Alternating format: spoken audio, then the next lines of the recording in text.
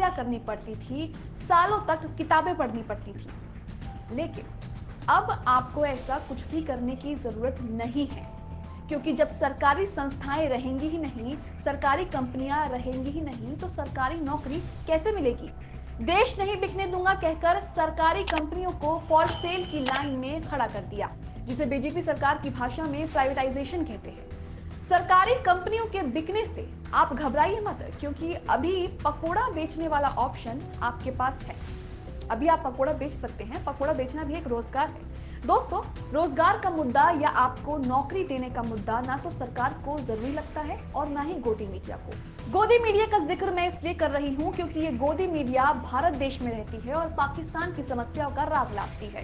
गोदी मीडिया को देश की महंगाई, बेरोजगारी, डूबती अर्थव्यवस्था से कोई देना नहीं है। इन्हें तो सिर्फ पाकिस्तान का हाल दिखाई देता है।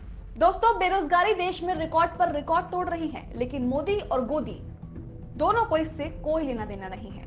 मोदी जी अमेरिका जाकर भारतीय छात्रों को ढूंढकर उनसे बात करेंगे, लेकिन जो बच्चे देश की सड़कों पर बैठकर सिर्फ ये पूछ रहे हैं कि जिस रेलवे की वैकेंसी के लिए आपने 500 रुपए देकर फॉर्म भरवाया था, उसका एग्जाम कब होगा, एडमिट कार्ड कब मिलेगा, ये नहीं बता पा रहे हैं।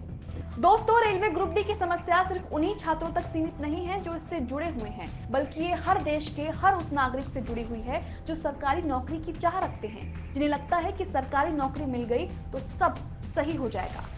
दोस्तों, रेलवे ग्रुप डी को लेकर अभी तक क्या कुछ हुआ है और क्या रेलवे ग्रुप डी पर नई अपडेट्स हैं, इसके बारे में मैं आपको आज बताने वाली हूँ। दोस्तों, आप सबको पता है कि रेलवे सबसे ज्यादा सरकारी नौकरियां निकालता है। भारतीय रेलवे में सबसे बड़े लेवल पर सरकारी भर्ती निकलती है और ऐसी ही भर्तियां 2019 में रेलवे ने निकाली। रेलवे ने 2019 में तकरीबन 1 लाख से ज्यादा की वैकेंसियों पर भर्तियां निकाली और आपको जानकर हैरानी होगी कि इस 1 लाख वैकेंसी पर 1 करोड़ से ज्यादा छात्रों ने फॉर्म भरा, यानी कि अप्लाई किया। लेकिन अभी तक 2019 में जो फॉर्म भरा था उसका अभी तक कोई जवाब नहीं आया। मतलब अभी तक रेलवे ग्रुप डी की एग्जाम की डेट डिक्लेयर नहीं हुई है, एग्जाम नहीं बताया गया है कि कब होगा कि ये नहीं होगा, ये भी कुछ नहीं बताया गया है। रेलवे भर्तियों पर छात्र और मोदी रोजगार 2 अभियान चलाने वाले कोचिंग गुरु अभिनय शर्मा ने गोदी मीडिया की क्लास लगा दी। मोदी रोजगार 2 अभियान चलाने वाले अभिनय ने मोदी सरकार और गोदी मीडिया के मुंह पर ऐसा तमाचा मारा है जिसे देखकर आप भी हैरान रह जाएंगे। दोस्तों, गोदी मीडिया के पत्रकारों को अभिनय ने आईना दिखा दिया। दरअसल गोदी मीडिया अपने देश की महंगाई छोड़कर, बेरोजगारी छोड़कर पाकिस्तान की महंगाई का गाना गा रहा था। बस फिर क्या था, अभिनय शर्मा को गुस्सा आ गया और उन्होंने रूबिका लियाकत, अंजना ओम कश्यप को आईना दिखा दिया।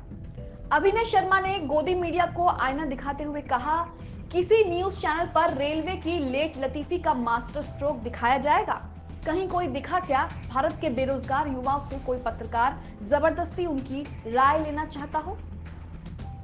क्या कहीं किसी ने रेलवे एग्जाम की डीएनए रिपोर्ट दिखाई? मोदी का न्यू इंडिया बेरोजगारों को नौकरी देने में पूरी तरह से असफल है, इस बात में कोई दोहराई नहीं है।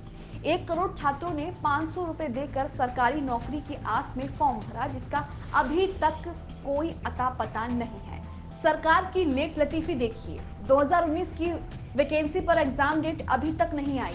उन बच्चों के बारे में सोचिए जो सालों से रेलवे को लेकर, रेलवे ग्रुप डी के एग्जाम की तैयारी कर रहे थे और जब मौका मिला तो फॉर्म भी भर दिया, लेकिन विश्व गुरु वाले देश में 2019 की वैकेंसी का एग्जाम अभी तक नहीं निकला।